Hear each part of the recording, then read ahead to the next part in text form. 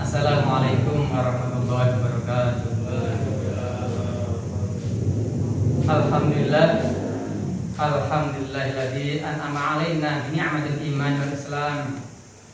Assalatu wassalamu ala sayyidil arabil ajam sayyidina Muhammadin wa ala alihi ashabihi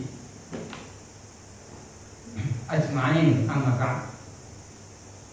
Hadirin muhtaramin, para alim, para kiai, para ustaz sedaya ingkang kawula bekteni kedherekaken sedaya wonten panjenenganipun para sepuh ingkang kawula hormati, panjenenganipun bapak-bapak, ibu-ibu sedaya sepuh tokoh masyarakat niki nggih boten saged kula sebat-sebatipun amargi ndak kesuwen sedaya kesuwen. Ya nek Pak Profesor Haji Damin, Pak Sidumi, Pak Haji, ya dan Pak Raden pas saya kan boten cekap kali. Boten ngirangi rasulat kula sedaya kakak hormati para puji syukur alhamdulillah dalu menika kula panjenengan sami pikantuk iman Allah Subhanahu wa taala yang luar biasa, patut disyukuri nikmat sehat. Sehat sedaya nggih. Alhamdulillah sehat. Alhamdulillah kalau sehat alhamdulillah. Jadi di booster dan sehat alhamdulillah, kuat booster. Mau di vaksin yang 3 di booster tetap sehat alhamdulillah. Terus nikmat selamat saking bala bencana musibah sanesipun. Nikmat Islam yang luar biasa harus kita jaga terus sampai akhir hayat kita. Nikmat berjumpa, silaturahim, bisa berjamaah salat bareng-bareng alhamdulillah luar biasa. Allah kasih umur panjang bisa berjumpa dengan bulan Rajab alhamdulillah. Disampaikan bahwa Rajab Syahrullah, Rajab Syahrullah katanya. Rajab itu bulannya Allah. Sya'ban Syahri. Sya'ban itu nanti bulan Rasulullah. Ramadan Syahri umati. Ramadan itu bulan umatku. Disampaikan begitu dalam kitab Duratun Nasihin sampai begitu. Di kitab Duratun Nasihin maupun kitab ini Tangkirul Qaul itu memang di dalamnya ada beberapa hadis yang dhaif, namun menurut Syekh Imam Nawawi meskipun itu ada hadis yang dhaif, jangan begitu saja diabaikan. Bisa dipakai untuk hal fadilah amal. Jadi kalau dipakai untuk fadilah amal tidak melanggar syariat Islam, maka cukup perlu untuk dipakai, tidak diabaikan begitu saja. Kadang-kadang ada yang tidak senang dengan namanya hadis dhaif terus diabaikan begitu saja, bahkan diserang, ditentang, sehingga melemahkan orang yang ingin beramal soleh, berbuat baik karena termotivasi oleh hadis ini. Dilemahkan oleh orang yang nggak suka, terus malas beribadah.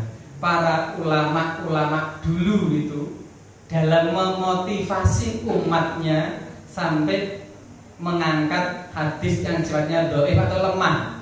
Dhaif atau lemah di sini karena tidak diketemukannya siapa sih rawinya yang menceritakan, atau tidak diketemukannya sanad urutan sampai Rasulullah ada yang terputus, atau dianggap dhaif itu karena lemah itu karena salah satu dari orang yang meriwayatkan sampai Rasulullah itu salah satunya ada yang lemah ingatannya, yang kurang kuat, tidak begitu dobit daya ingatnya, atau kejujurannya pernah ketahuan kurang kejujurannya, itu dianggap dhaif atau lemahnya hadis begitu.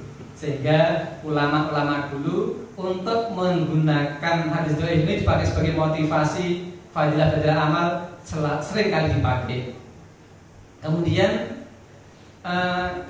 masyarakat awam, kaum muslimin yang masih lemah imannya, rata-rata mereka itu senang kalau diiming-imingi dengan pahalanya, senang mau melakukan diiming pahalanya. Kalau nggak tahu pahalanya kadang malas melakukannya. Untuk apa tak melakukan ini? Untuk apa toh? Kenapa harus melakukan? Iming-iming pahala, begitu sehingga tertarik melakukannya. Fadilahnya ini loh, begitu sehingga tertarik untuk melakukannya. Itu diantara penggunaan hadis dhaif yang dipakai oleh ulama-ulama salaf dahulu. Bahkan di zaman tabi'in dulu ada pula orang yang pedagang terong, karena terongnya nggak laku-laku seharian sore nggak laku, sampai berani mengatakan, kata Rasulullah, al-badinjan sifaul likul daim. Pengen terong aku, pengen pecel terong, pengen terong bakar, nah, karena pengen. Satu karena lapar, dua karena obat untuk kobo pengen. Hanya dua aja nih, tapi karena pedagang itu sehari nggak laku terongnya, sampai berani mengatakan, kata Rasulullah, kalau Rasulullah SAW al-badinjan dapat oleh daim, sifaul likul daim, obat dari segala penyakit terong ini. Terus laris begitu pada beli laris itu, karena mendengar kata Rasulullah, gitu langsung rebutan beli. Nah itulah maka ulama salaf dulu banyak menggunakan hadis yang sifatnya itu tetap dipakai.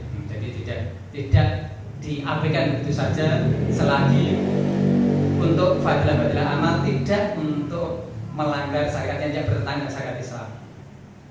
Para ulama hormati, Bapak Ibu saudara hormati, dan ini pasukan Rajab nih disampaikan pula tadi dalam kitab Duratul Nasim disampaikan Rajab Sahrullah. Rajab ini bulannya Allah Rajab. Setelah Rajab besok Saban sehari, Saban bulanku kata Rasulullah, bulanku Saban itu kata Rasulullah. Setelah Saban Ramadan sehari umati, bulannya umatku. Nah, di Rajab ini termasuk salah satu di antara 4 bulan yang mulia adalah Rajab ini. Allah memuliakan Rajab ini dengan mengisra mi'rajkan Nabi Muhammad SAW, dipilihlah bulan Rajab. Nah, Nabi Muhammad Isra Mi'raj bulan Rajab ini pertanda bahwa Allah memuliakan Rajab. Allah mengistimewakan Rajab ini. Dipilih oleh Allah untuk mengisra mi'rajkan Nabi Muhammad SAW. Tanggal berapa? 27 Rajab Nabi Muhammad Isra Mi'raj ke langit sehingga mendapat perintah sholat di bulan Rajab ini. Perintah sholat mulai diperintahkan pada umat Islam di bulan Rajab. Dan bulan Rajab ini pula Allah turunkan Nur Muhammad. Nur Muhammad kan jadi ciptaan pertama. Pertama kali makhluk ciptaan Allah adalah Nur Muhammad. Baru makhluk yang lain, baru ciptaan yang lain. Allah masukkan Nur Muhammad ke dalam rahim Ibunda Sayyidah Aminah itu di tanggal 10 Rajab. Sekarang tanggal berapa sekarang? 10 Rajab ini. 11. Menurut hisab 11, menurut rukyat 10. Jadi kan kemarin tanggal 1-nya kan ada perbedaan itu kemarin. Tanggal 1 Rajab menurut penghitungan hisab tanggal 1 Rajab Rabu. Ternyata Rabu diteropong dari 14 tempat di Indonesia nggak berhasil rukyatnya nggak berhasil, sehingga MUI mengumumkan kalau Rajab dimulai Kamis begitu. Karena 14 titik di Indonesia melakukan teropong tidak berhasil melihat bulan, sehingga berdasarkan rukyat Rajab tanggal 1-nya Kamis, berdasarkan hisab penghitungan bulan manusia dihitung Rajab itu mulainya Rabu kemarin begitu. Maka kalau sekarang jangan mengatakan tanggal 11 monggo, tanggal 10 monggo, asal tidak tanggal 27 lah, karena sedang itu. Di bulan Rajab inilah Rasulullah di Isra Mi'rajkan. Waktu Nabi sampai di atas langit, Allah tunjukkan ke surga. Di surga Nabi Muhammad melihat ada sungai yang mengalir begitu wangi, baunya melebihi minyak kasturi, begitu manis rasanya melebihi madu, begitu dingin alirannya melebihi es. Nabi Muhammad bertanya pada malaikat Jibril yang antar Isra Mi'raj itu, ini untuk siapa ini Jibril? Sungai ini untuk siapa ini? Kata malaikat Jibril, untuk umatmu Muhammad yang mau bersolawat di bulan Rajab ini. Ya Allah, luar biasa. Mau bersolawat di bulan Rajab ini, pahala seperti itu ditunjukkan oleh malaikat Jibril itu. Sallallahu ala Muhammad, sallallahu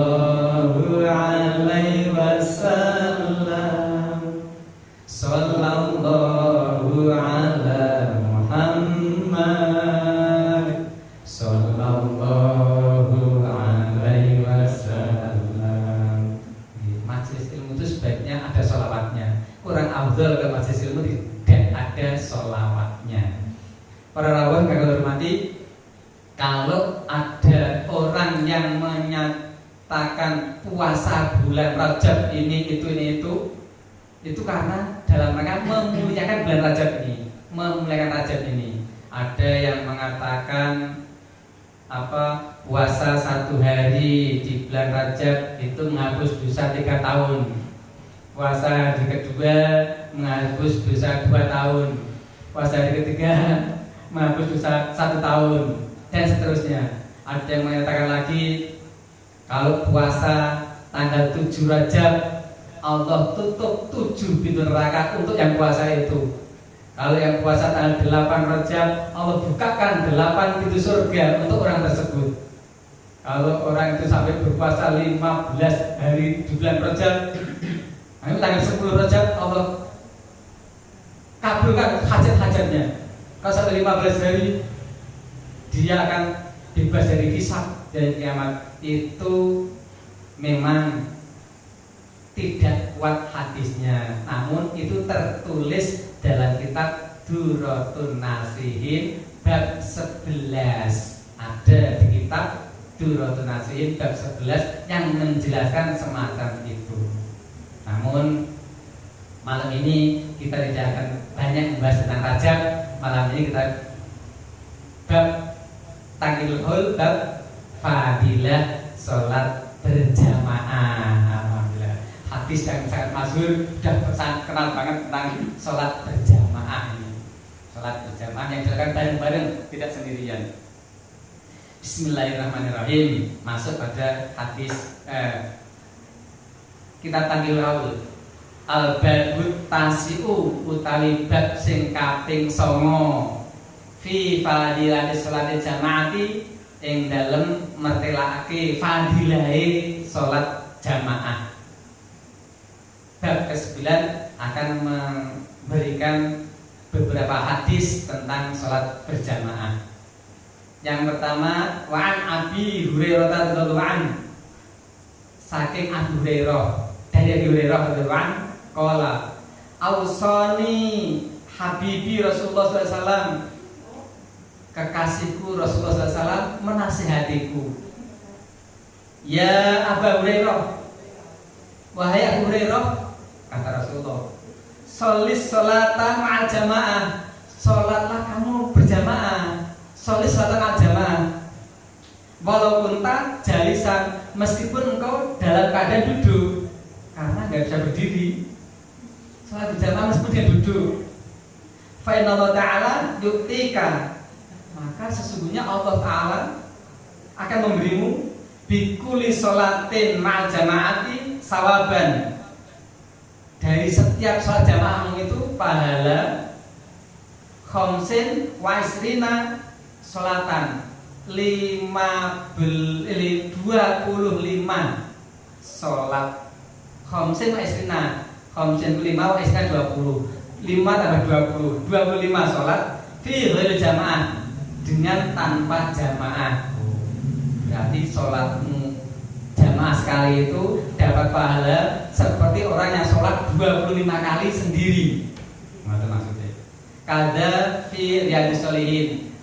Hadis ini seperti yang tertulis di kitab Riyadhus Shalihin yang memiliki wonten niku. Wonten kali di Riyadhus Shalihin. Kada fi Riyadhus Shalihin seperti hadis yang tertulis di dalam kitab Riyadhus Shalihin. Bapak Nabi sallallahu alaihi wasallam, fadlu sholatil jamaati, fadilah saking sholat jamaah, ala sholatir rajuli wahdah, dibanding sholatnya orang laki-laki sendiri, khamsun wa isruna derajat, 25 derajat. Khamsun wa isruna derajat, khamsun itu 5, wa isruna tanggal 20, berarti 25 derajat. Wa fadlun sholati tatawwu'i fil baiti ala fi'liha fil masjidi ka fadli sholati jamaati ala sholati munfaridi. Adapun keutamaan sholat sunnah di rumah itu seperti dibandingkan sholat sunnah di masjid, itu keutamaannya seperti orang sholat jamaah dibanding sholat munfarid. Sholat sunnah di rumah dibanding sholat sunnah di masjid, keutamaannya itu seperti perbandingan sholat jamaah dengan sholat munfarid. Rawahu dimusakan an Damrah an Abi Habib. Ini kalau sholat sunnah yang disebut dalam hadis ini adalah sholat sunnah yang tidak dianjurkan untuk jamaah, sebagaimana sholat sunnah id. Kalau sholat id kan lebih bagus jamaah, maka lebih utama di masjid dibanding sholat id di rumah. Sholat gerhana, sholat istisqa, sholat tarawih itu kan lebih utama berjamaah, maka lebih baik dilakukan di masjid daripada di rumah. Sholat qobliyah, sholat tahiyatul masjid itu lebih baik dilakukan di masjid daripada di rumah, karena itu ada kaitannya dengan sholat jamaah nantinya. Sedangkan yang lebih baik di rumah seperti sholat tahajud, sholat hajat, sholat sunnah mutlak, sholat sunnah minta petunjuk pada Allah, sholat sunnah apalagi taubat, itu yang bisa dilakukan di rumah. Jadi tidak semua sholat sunnah, maksud hadis ini tidak semua sholat sunnah berlaku lebih utama di rumah daripada di masjid. Hadis berikutnya lagi, ini kalau kita melihat hadis yang tadi 1 dan kedua dengan hadis yang ketiga, ada perbedaan ini. Kok beda Pak? Iya. Yang masyhur, yang sering kita dengar, kalau Nabi sallallahu alaihi wasallam, sholatul jamaati afdalu tafdalu min sholatil fardhi bisa ba'in wa isrina darajat. Sholat berjamaah itu lebih utama berapa? 27 derajat dibanding sholat sendirian di rumah munfarid. Kok beda Pak? Tadi 25. Banyak sahabat yang meriwayatkan 25, dan yang termasyhur adalah hadis yang ini, yang 27 derajat ini. Mengejar hadis yang afdalu min sholatil fardhi derajat dengan 27 derajat ini, Syekhul Imam Ubaidillah, guru dari Imam Bukhari. Apa Imam Bukhari ini? Imam Bukhari itu gurunya Imam Muslim. Kata sama Muslim, Imam Bukhari dan Imam Muslim itu orang yang terkenal perawi hadis yang selalu sahih hadisnya. Ahli hadis yang sahih itu kitab Bukhari Muslim. Bukhari itu gurunya, Muslim itu muridnya. Dua-duanya itu hadis yang dibawakan selalu sahih. Muslim muridnya Bukhari, Bukhari Muslim muridnya Ubaidillah. Imam Ubaidillah ingin mengejar hadis seperti ini sampai beliau selalu menjaga sholat jamaahnya, dijaga betul sholat jamaahnya, berusaha untuk tidak pernah sholat sendiri, berusaha betul. Dan suatu hari beliau Imam Ubaidillah itu kedatangan tamu menjelang isya. Tamunya itu membicarakan masalah nasib umat. Serius pembicaraannya sampai Imam Ubaidillah ketinggalan jamaah isya. Selesai masuk isya baru pamit, tamamit. Begitu tamu pamit, Imam Ubaidillah segera keluar rumah mencari tempat-tempat yang mungkin masih ada jamaah isya. Setiap orang yang dijumpai ditanya, sudahkah sholat isya? Kalau belum, ayo jamaah denganku. Setiap orang yang dijumpai begitu ditanya terus.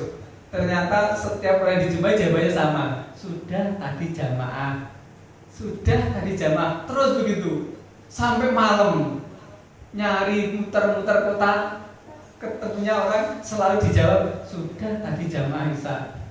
Masya Allah, betapa susah sedihnya Imam Ubaidillah itu, guru dari Imam Bukhari,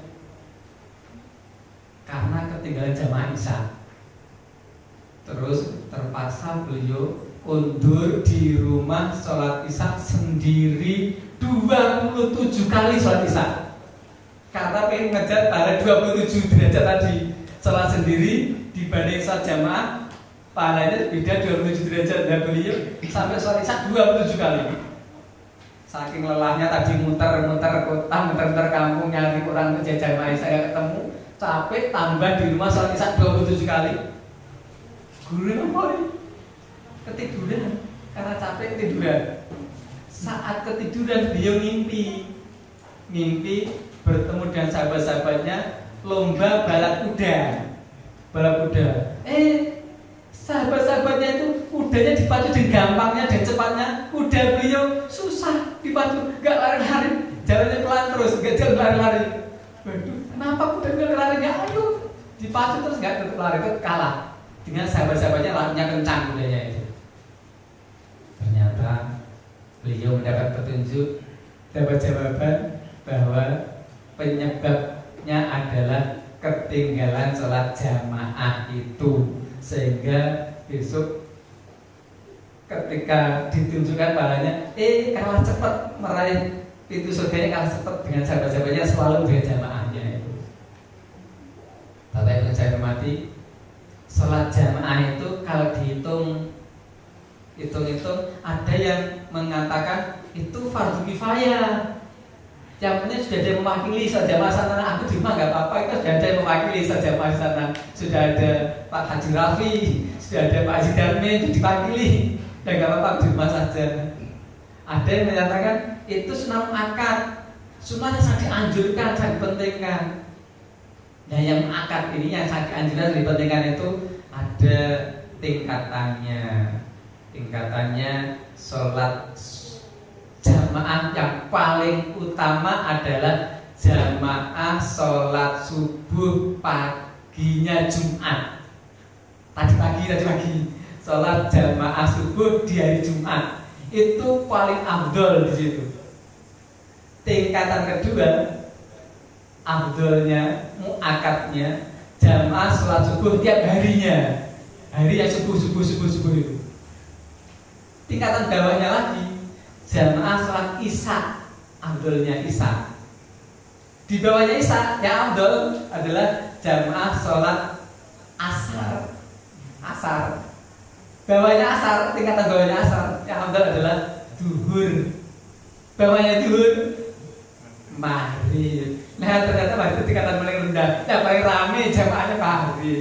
Di mana-mana masjid musola paling rame adalah jamaah Maghrib, karena tingkatan paling rendah paling disukai orang, ya Allah. Paling berat disukai orang, tingkatan paling berat adalah subuh, maka paling langka jamaahnya. Kalau sini sih penuh, selalu penuh ya. Alhamdulillah sini selalu penuh jamaahnya. Malaikatnya yang penuh di belakang, penuh jamaahnya, alhamdulillah. Ya. Rata-rata begitu. Makin besar pahala, makin berat dilakukan. Memang Allah mengukur pahala, begitulah. Allah dalam mengukur pahala untuk umat manusia, umat Islam ini. Makin ringan dilakukan, makin kecil pahalanya. Makin berat dilakukan, makin besar pahalanya. Selanjutnya lagi, hadis berikutnya adalah maka Nabi sallallahu alaihi wasallam afdhalus sholati inda Allah Ta'ala sholat subuhi yaumal jum'ah fi jama'atin. Boleh pun keterangan jumlah di luar hadis. Hadis yang keempat sebab keterangan afdhalus sholati inda Allah Ta'ala, afdolnya sholat di sisi Allah, yang paling afdol di sisi Allah adalah sholat subuhi yaumal jum'ati fi jamaah, sholat subuh di hari Jumat yang berjamaah, itu afdol.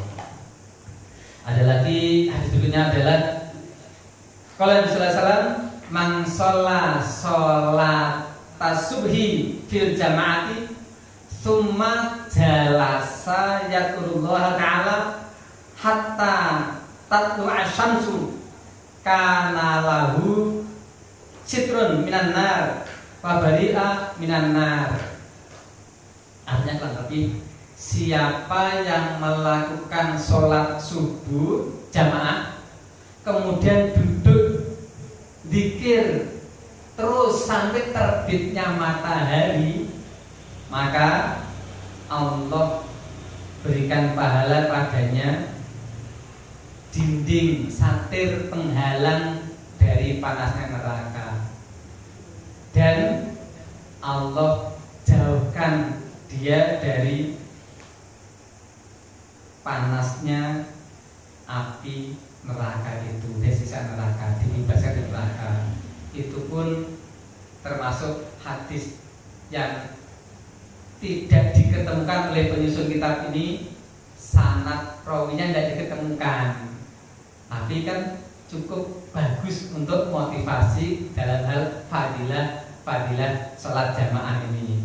Sedangkan dimotivasi saja belum tentu mau semangat, apalagi tidak pernah dimotivasi, tidak tahu tentang fadilah-fadilahnya, tahu aja belum tentu berangkat, belum tentu mau, apalagi yang tidak tahu, yang awam.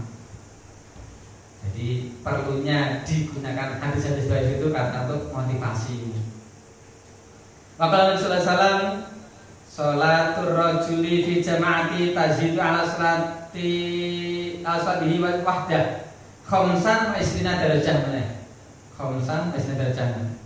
Fa idza shalaha bi ardin fulatin fa atamma wudu'aha wa ruku'aha wa sujudaha balaghat sholatuhu khamsina darajah. Sholatnya orang laki-laki dengan berjamaah, Allah akan menambah pahala sampai 25 derajat. Itu apabila dilakukannya di tanah yang gersang, tandus, susah air, susah untuk ngajak orang masuk Islam, dilakukan dengan memenuhi semua syarat rukun sahnya sholat, dipenuhi semuanya, tumainahnya juga, berusaha khusyuk juga, maka Allah menambah pahala menjadi 50 derajat. Jadi nggak hanya 25 derajat, 50 derajat ditingkatkan kalau pahalanya, karena tempatnya seperti itu.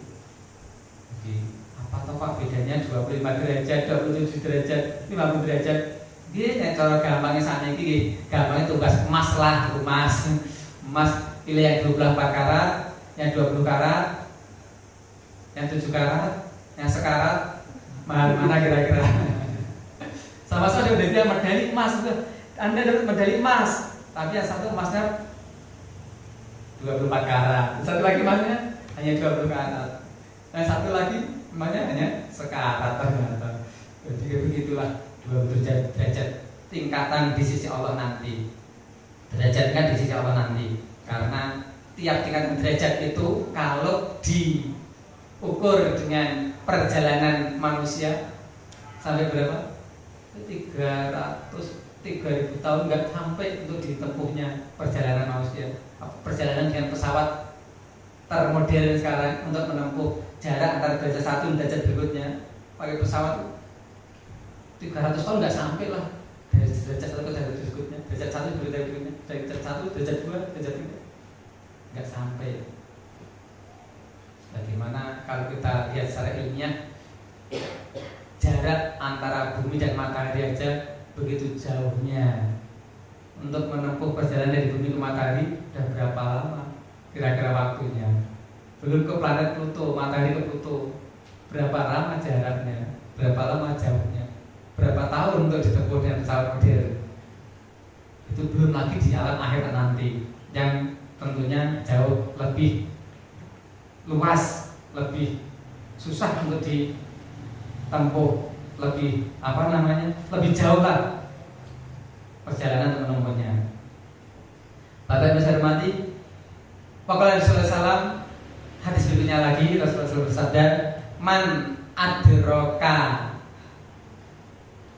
jamaah arba'ina yauman kataballahu lahu bara'atu minan nar wa bara'atu minan nifaq. Siapa orang yang menjaga sholat jamaah ini selama 40 hari berturut-turut, gak kepotong lah, berturut-turut, maka Allah akan menulis dia, ditulis oleh Allah di arsy, barokatun minanar, tersatir, terhindar, terjaga, terdinding dari panasan neraka, dan terhindar dari sifat munafik. Itu pun juga termasuk hadis yang oleh penyusun kitab ini tidak diketemukan sanad dan rawinya. Dicari, berusaha dicari, tidak diketemukan. Tapi hadisnya ada. Maka Rasulullah la sholata li jaril masjidi illa fil masjid.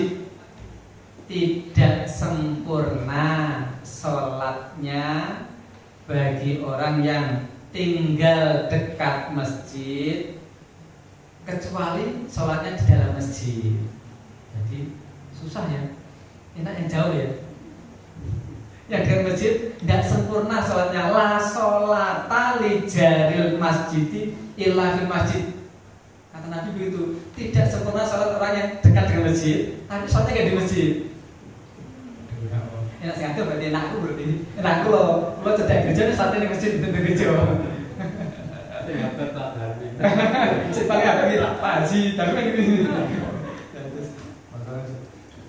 Maka makin jauh tempatnya, makin banyak pahalanya. Sehingga ada saudara kita Pak Haji sebelah ini, Dokter Haji sebelah ini, sholatnya selalu paling jauh, gak main sini. Yang gak boleh sebut namanya, gak perlu nanti dari siapa. Selalu paling jauh sana, karena pahalanya lebih banyak. Mengingat cerita sahabat Nabi yang namanya Sa'ban.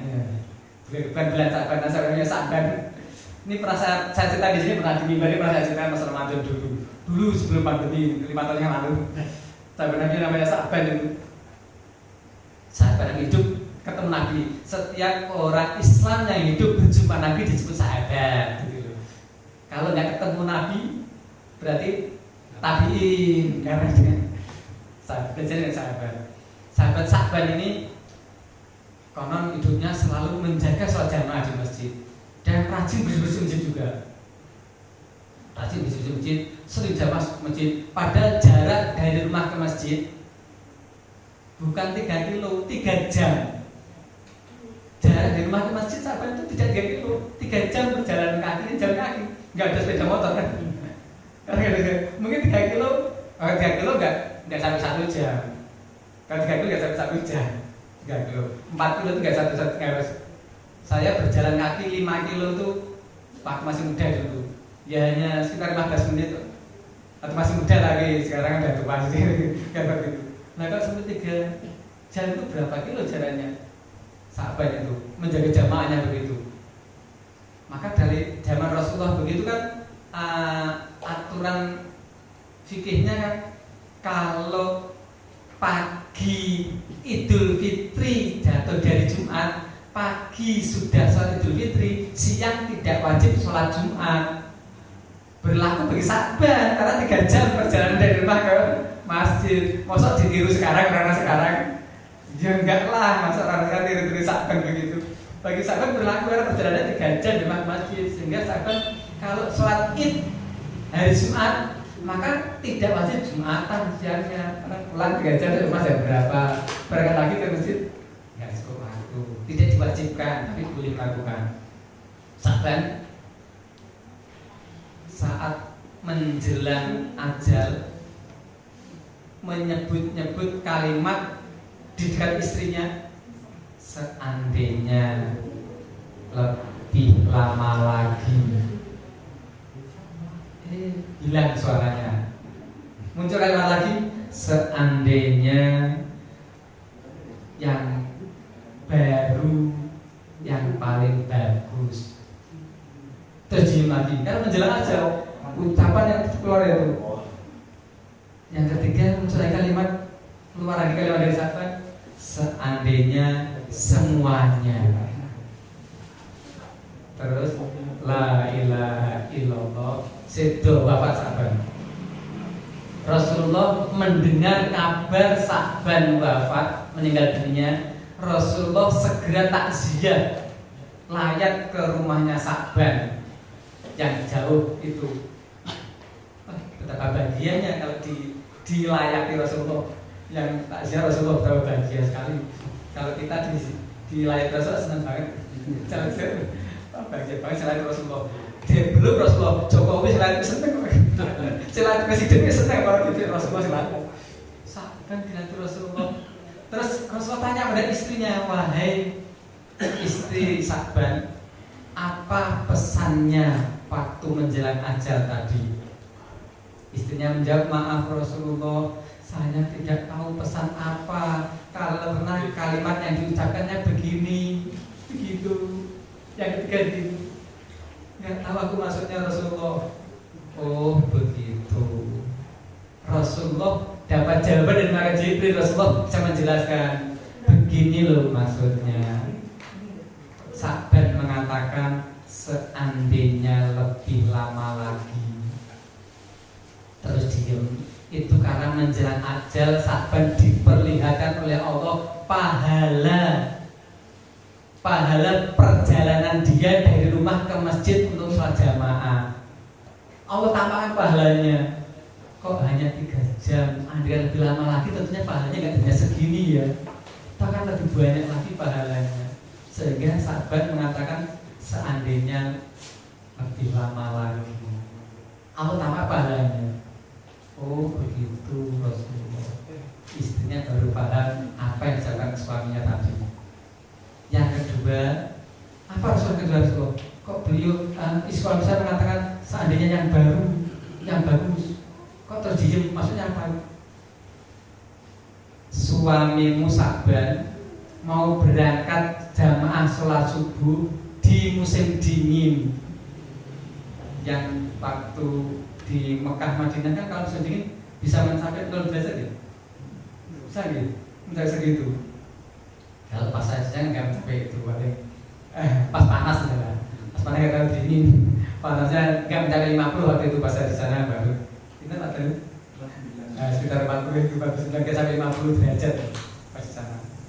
Kalau panas tinggi sekali, kalau dingin sekali. Pas musim dingin di perjalanan beliau kan bawa rangkap untuk menghangatkan tubuh karena dingin banget perjalanan dari rumah ke masjid.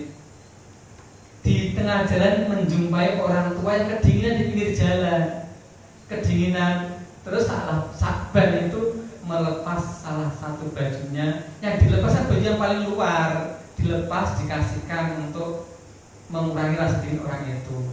Nah yang bagus yang di dalam yang kurang bagus. Allah tampakkan pahalanya. Seandainya yang bagus yang saya berikan, tidak seperti ini pahalanya. Karena saya berikan baju yang luar yang kurang bagus, maka pahalanya hanya segitu. Ketika menjelaskan Allah tampakkan pahala itu, pengen banget lah mengulang lagi hidup ke dunia gimana. Ya seandainya kita kasihkan yang bagus, yang baru. Nah kalau yang kasih yang lama ini ya yang paling luar karena yang bagus yang di dalam. Terus Rasulullah, apa lagi Rasulullah? Satu lagi beliau mengatakan, suami saya mengatakan seandainya semuanya. Oh itu suamimu suatu hari pulang dari masjid itu lapar banget, sampai rumah ternyata tidak ada makanan sama sekali, padahal sudah lapar banget. Pulang saat jamaah dulu sudah lapar banget, dari rumah tidak ada makanan sama sekali, adanya sepotong roti tok, sepotong roti. Saat mau makan sepotong roti itu, tiba-tiba ada ketuk pintu salam.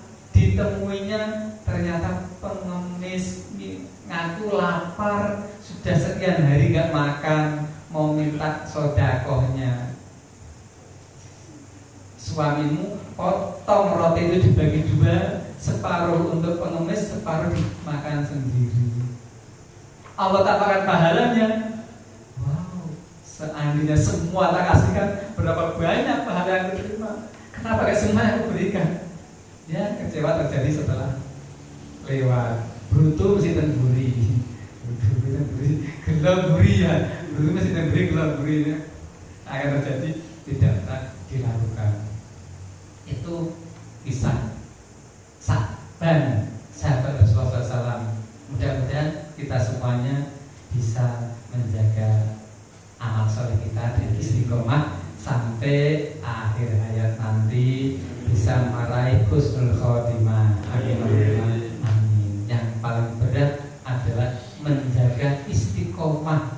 Nek sing napa istrinya istiqomah juga saged, tapi menjaga istiqomah ibadahnya itu sangat angel. Menjaga istiqomah istri itu istiqomah tak cukup terus gampang. Jaga ibadah yang istiqomah yang susah. Ibadah yang istiqomah jaga terus sampai bisa meraih husnul khotimah. Perlu perjuangan untuk meraih husnul khotimah, itu perlu perjuangan. Perjuangannya adalah beristiqomah menjaga ibadah kita, iman serta terjaga. Para rawuh yang hormati, kiranya itu apa? Bab yang ke-9 Tankihul Kaul yang berbicara masalah yang menyampaikan hadis-hadis tentang sholat berjamaah.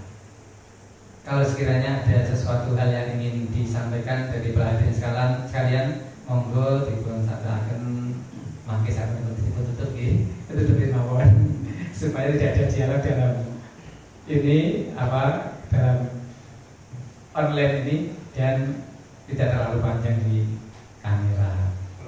Kita tutup dengan wa'asri bersama-sama. Bismillahirrahmanirrahim. Wal 'asri innal insana lafi khusr illa alladziina aamanu wa 'amilus shalihati wa tawassaw bil haqqi wa tawassaw bis sabr. Subhanallahumma wa bihamdika asyhadu an la ilaha illa anta astaghfiruka wa atubu ilaik. Kurang dan salah dari saya, mohon maaf. Usikum nafsi bittaqwallah. Wassalamualaikum warahmatullahi wabarakatuh.